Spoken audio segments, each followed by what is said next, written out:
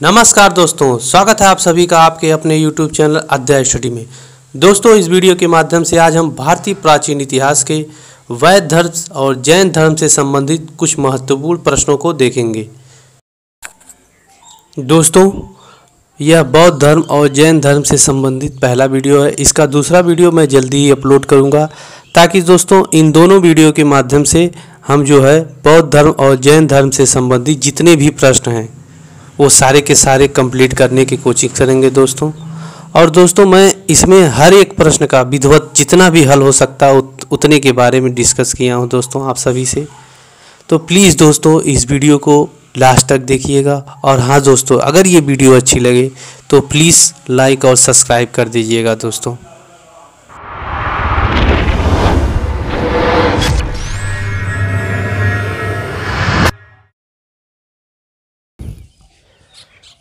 चलिए दोस्तों, बिना रुके हुए वीडियो को स्टार्ट करते हैं और आज के अपने पहले प्रश्न पे आते हैं। दोस्तों, आज का हमारा पहला प्रश्न है, तृतीय जो बौद्ध संगति हुई थी उसका आयोजन कहाँ पे हुआ था। दोस्तों, ये जो तृतीय बौद्ध संगति हुई थी उसका आयोजन पाटलिपुत्र में हुआ था। दोस्तों, अगर हम बौद्ध संगतियों के बारे में बात करें तो जो पहली बौद्ध संगत थी उसका आयोजन 483 ईसा पूर्व के आसपास राजगिरी के वैशाली नामक स्थान पे हुआ था। अगर दोस्तों उस समय के शासक की बात करें तो उस समय का शासक जो था वो हर्यक वंश का शासक अजातशत्रु था। अगर अध्यक्षता की बात करें दोस्तों तो इसकी अध्यक्षता महाकश्यप ने की थी। दोस्तों, अगर इसके काम की बात की जाए कि इस जो बौद्ध संगत जो हुई थी, प्रथम बौद्ध संगत, उसमें काम क्या हुआ था, तो दोस्तों सबसे इम्पोर्टेंट काम उसमें हुआ था, उसमें बौद्ध धर्म के जो दो पिटक हैं वो जोड़े गए थे। पहला था सुत्त पिटक, जिसमें बौद्ध धर्म की शिक्षाओं की बात की गई है, और दूसरा पिटक है विनय पिटक, जिसमें बौद्ध संघ के नियमों की बात की गई है। दोस्तों, अगर हम दूसरे बौद्ध संगत के बारे में बात करें तो जो दूसरी बौद्ध संगत हुई थी वो 383 ईसा पूर्व के आसपास वैशाली नामक स्थान पे हुई थी। अगर दोस्तों हम बात करें कि उस समय वहाँ का शासक कौन था, तो उस समय शासक था शिशुनाग वंश का शासक कालाशोक। अगर हम अध्यक्ष की बात करें दोस्तों तो उसकी अध्यक्षता की थी साबक मीर नामक व्यक्ति ने। और दोस्तों, अगर उसके काम की बात की जाए कि जो द्वितीय बौद्ध संगति हुई थी उसमें काम क्या हुआ था, तो दोस्तों अगर उसके काम की बात की जाए तो दोस्तों इसी बौद्ध संगति में जो बौद्ध धर्म के जो फॉलोअर थे वो दो भागों में विभाजित हो गए थे, पहला आस्थावीर, दूसरा महासंघिक। दोस्तों, अगर हम तीसरी बौद्ध संगत के बारे में बात करते हैं तो तीसरी जो बौद्ध संगत हुई थी वो 251 ईसा पूर्व के आसपास हुई थी। अगर देखा जाए तो स्थान का नाम अगर पूछे दोस्तों तो स्थान था पाटलिपुत्र।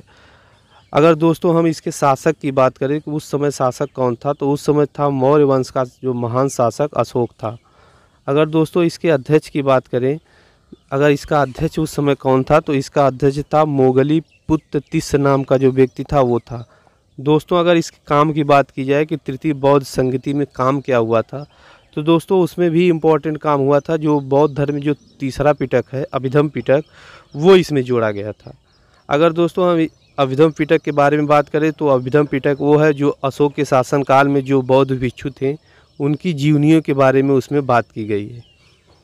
आगे चलते हैं दोस्तों, अगर हम चतुर्थ बौद्ध संगति के बारे में बात करें तो चतुर्थ बौद्ध संगति जो थी वो 78 ईस्वी के आसपास हुई थी।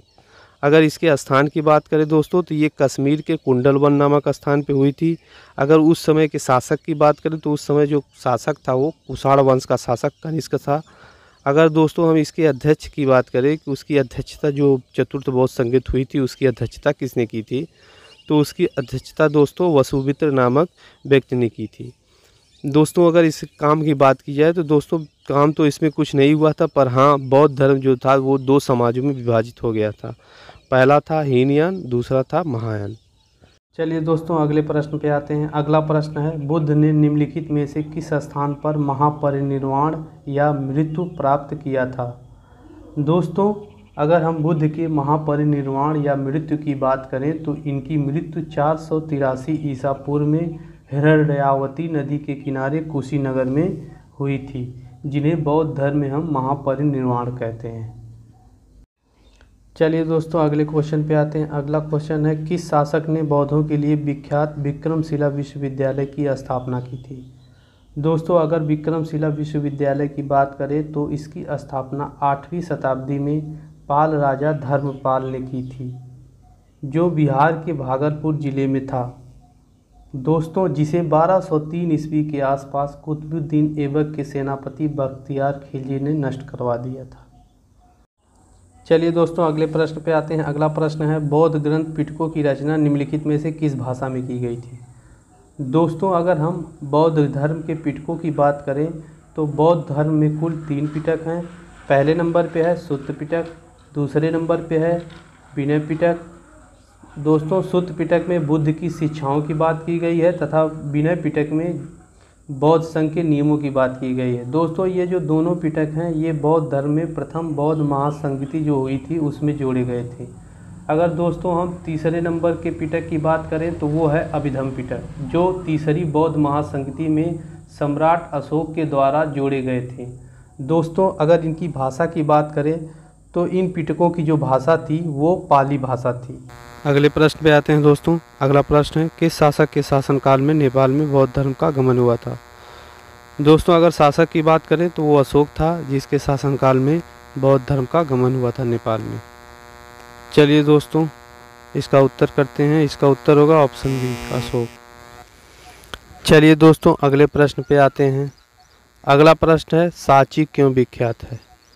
दोस्तों अगर देखा जाए तो सांची जो है सबसे बड़े स्तूप के लिए विख्यात है। दोस्तों अगर हम सांची के स्तूप की बात करें तो यह मौर्य वंश के शासक सम्राट अशोक द्वारा बनवाया गया था।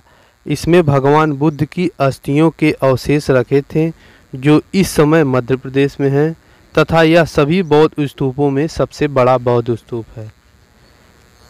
चलिए दोस्तों अगले प्रश्न पे आते हैं। अगला प्रश्न है, महावीर स्वामी का जन्म किस क्षत्रिय गोत्र में हुआ था। दोस्तों अगर हम महावीर स्वामी के जन्म की बात करें तो इनका जन्म जो है 540 ईसा पूर्व में वैशाली के कुंड ग्राम में हुआ था, तथा इनके पिता जो है ज्ञात्रिक कुल के थे। अतः महावीर स्वामी का जो जन्म था वो ज्ञात्रिक क्षत्रिय गोत्र में हुआ था।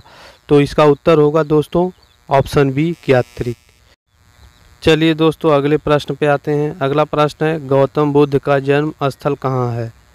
दोस्तों गौतम बुद्ध जिन्हें हम लाइट ऑफ एशिया कहते हैं, इनका जन्म 563 ईसा पूर्व में कपिलवस्तु, जो इस समय नेपाल में है, के लुम्बिनी नामक स्थान पे हुआ था।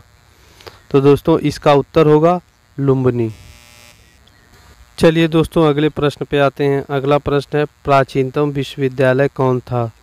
दोस्तों अगर हम भारत पाकिस्तान विभाजन से पहले की बात करें तो सबसे पुराना जो विश्वविद्यालय था वो तक्षशिला था, जो इस समय पाकिस्तान में है। अगर आज की बात करें दोस्तों तो सबसे पुराना विश्वविद्यालय नालंदा विश्वविद्यालय है, जो बिहार की राजधानी पटना से 55 मील दूर है।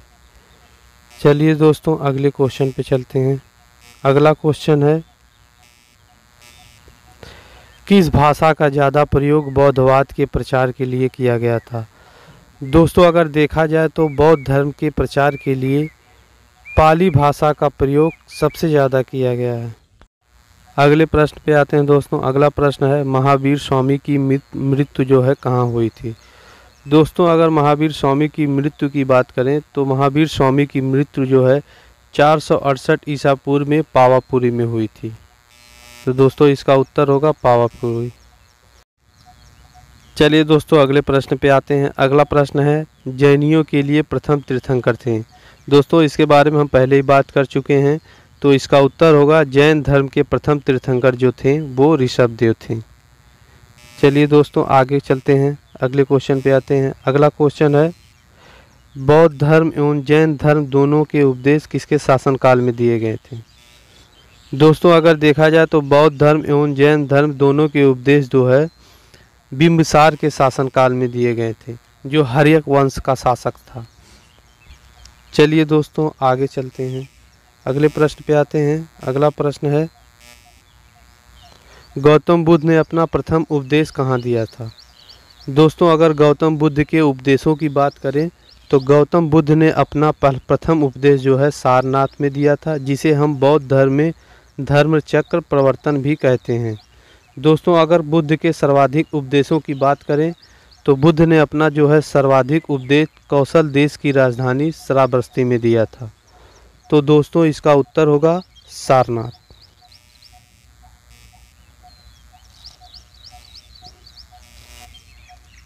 अगले प्रश्न पे आते हैं दोस्तों। अगला प्रश्न है, सिद्धार्थ को ज्ञान की प्राप्ति कहाँ हुई थी? दोस्तों अगर देखा जाए तो महात्मा बुद्ध को ज्ञान की प्राप्ति 6 वर्ष की तपस्या के बाद बोध गया बिहार के निरंजना नदी के तट पर हुई थी, जिसे बौद्ध धर्म में निर्वाण कहते हैं। तो दोस्तों इसका उत्तर होगा गया। चलिए दोस्तों अगले प्रश्न पे आते हैं। अगला प्रश्न है, सारनाथ में बुद्ध का जो प्रथम प्रवचन है उसे क्या कहते हैं? दोस्तों बुद्ध ने अपना प्रथम प्रवचन सारनाथ में दिया था, जिसे बौद्ध धर्म में धर्मचक्र प्रवर्तन कहते हैं। तो दोस्तों इसका उत्तर होगा धर्मचक्र प्रवर्तन। चलिए दोस्तों अगले प्रश्न पे आते हैं। अगला प्रश्न है, बुद्ध के गृहत्याग क्या प्रतीक है? दोस्तों बुद्ध के गृह त्याग का प्रतीक जो है वो घोड़ा है। अगले प्रश्न पे आते हैं दोस्तों। अगला प्रश्न है, किसे एशिया की रोशनी कहते हैं? दोस्तों अगर देखा जाए तो गौतम बुद्ध को द लाइट ऑफ एशिया कहते हैं।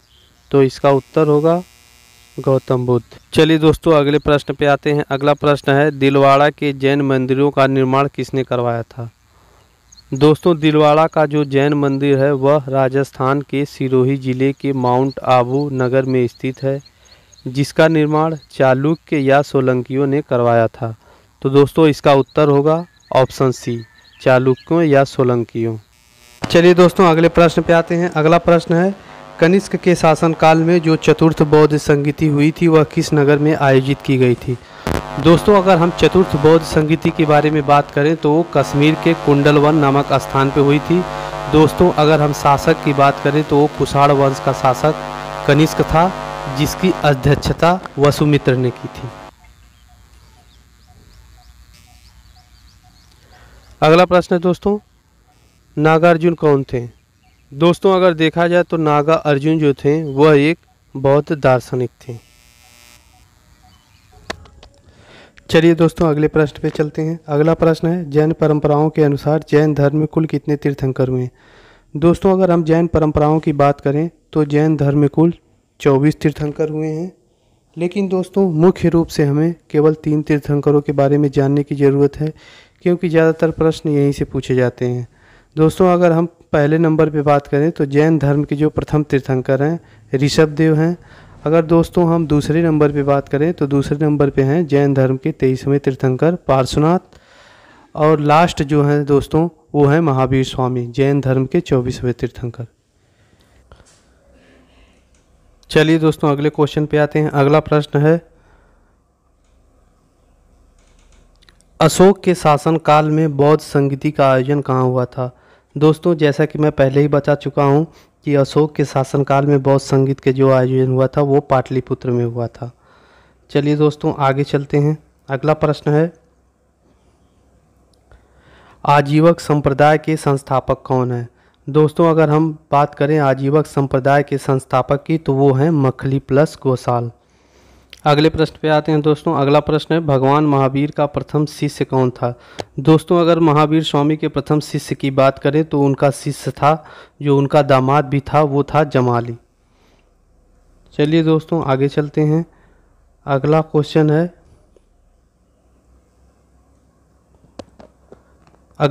है, दोस्तों त्रिरत्न सिद्धांत सम्यक धारणा, सम्यक चरित्र, सम्यक ज्ञान जिस धर्म से संबंधित है वह हैं। दोस्तों ये जो 3 सिद्धांत है वो त्रिरत्न के नाम से जाने जाते हैं, जो जैन धर्म के हैं। तो इसका संबंध जो है दोस्तों जैन धर्म से है। अगले क्वेश्चन पे आते हैं दोस्तों। अगला क्वेश्चन है, बुद्ध की मृत्यु के बाद प्रथम बौद्ध संगीति की अध्यक्षता किसने की थी? दोस्तों अगर हम प्रथम बौद्ध संगीति की बात करें तो ये जो है राजगिरी में हुई थी। अगर इसकी अध्यक्षता की बात की जाए तो इसकी अध्यक्षता जो है महाकश्यप ने की थी।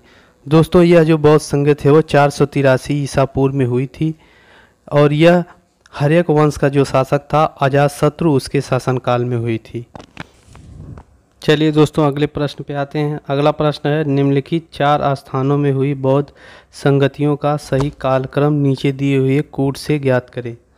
चलिए दोस्तों करते हैं। अगर दोस्तों हम बौद्ध संगतियों की बात करें तो सबसे पहले जो बौद्ध संगत हुई थी वो राजगिरी में हुई थी। दूसरी दो हुई थी वो वैशाली में हुई थी। तीसरी की बात करें दोस्तों तो वो पाटलिपुत्र में हुई थी। चौथी की बात करें दोस्तों तो वो कुंडलवन कश्मीर में हुई थी। इस हिसाब से दोस्तों इसका उत्तर होगा ऑप्शन डी। चलिए दोस्तों अगले प्रश्न पे आते हैं। अगला प्रश्न दोस्तों, भारत में सबसे बड़ा बौद्ध स्तूप जो है वो कहाँ स्थित है। दोस्तों भारत में अगर सबसे बड़े बौद्ध स्तूप की बात करें तो वो सम्राट अशोक द्वारा बनवाया गया सांची का स्तूप है, जो इस समय मध्य प्रदेश में है। चलिए दोस्तों अपने अंतिम प्रश्न पे आते हैं। दोस्तों आज का हमारा ये सबसे आखिरी प्रश्न है। चलिए दोस्तों इसके बारे में बात करते हैं।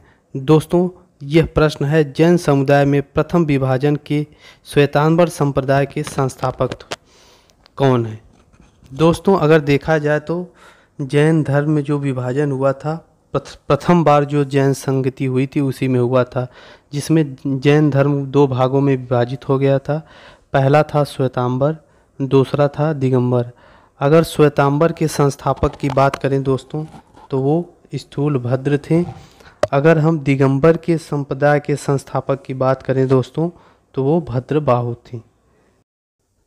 चलिए दोस्तों वीडियो को यहीं समाप्त करते हैं। दोस्तों अगले वीडियो में हम बौद्ध धर्म और जैन धर्म से संबंधित कुछ और महत्वपूर्ण प्रश्नों के साथ मिलेंगे। दोस्तों अगर अभी तक आपने मेरे चैनल को सब्सक्राइब नहीं किया है तो दोस्तों प्लीज़ मेरे चैनल को सब्सक्राइब कर दीजिए, ताकि जो भी मैं वीडियो डालूँ वो सीधे आप तक पहुँचे। दोस्तों चलिए दोस्तों आज के लिए इतना ही। नमस्कार दोस्तों।